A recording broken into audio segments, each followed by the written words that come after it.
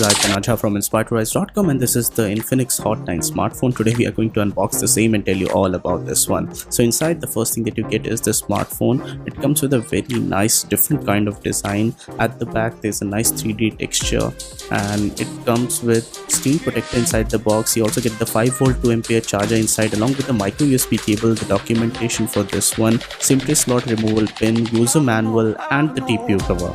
It has a gem cut texture design, 2.5D glass on the front. At the back there's a fingerprint sensor along with a quad camera module, power button and volume rocker on the right hand side, Infinix Hot branding, and it comes with a 6.6-inch HD plus punch hole display, and it has LCD IPS panel, 480 nits of maximum brightness, and I found that the display was good enough. At the bottom the chin is slightly bigger, but overall I felt that it was good. At the back you have very subtle branding, and overall the feel was good. It has a polycarbonate body. At the bottom you get the 3.5mm jack, micro USB port, and the speaker grill. On the left hand side you get the SIM tray slot for this one, which houses a dedicated micro SD card slot, and the smartphone is quite big despite being a budget phone.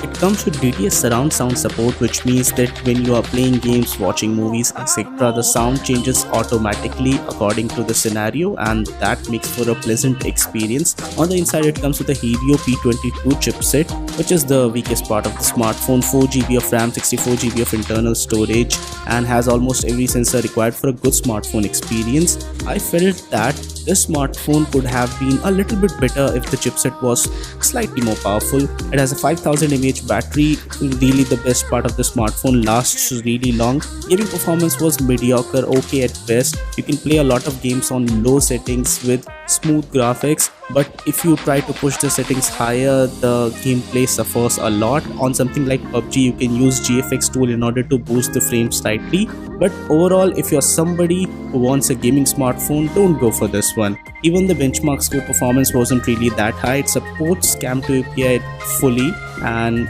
Widevine L1 is not supported on this smartphone, and it just has a HD plus display, so it shouldn't matter that much. The OS on this one is XOS 6.0, and it doesn't really feel that smooth, but you can install a third-party launcher to mitigate that issue.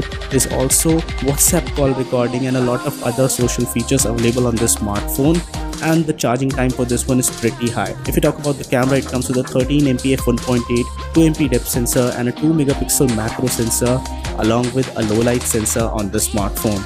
Overall, I felt that the image quality was decent. There's an 8MP selfie camera as well, and considering the fact that this is a budget smartphone, the images were pretty good. Low light performance wasn't really.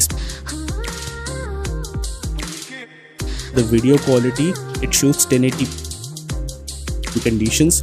In poor lighting conditions, the video also suffers a lot.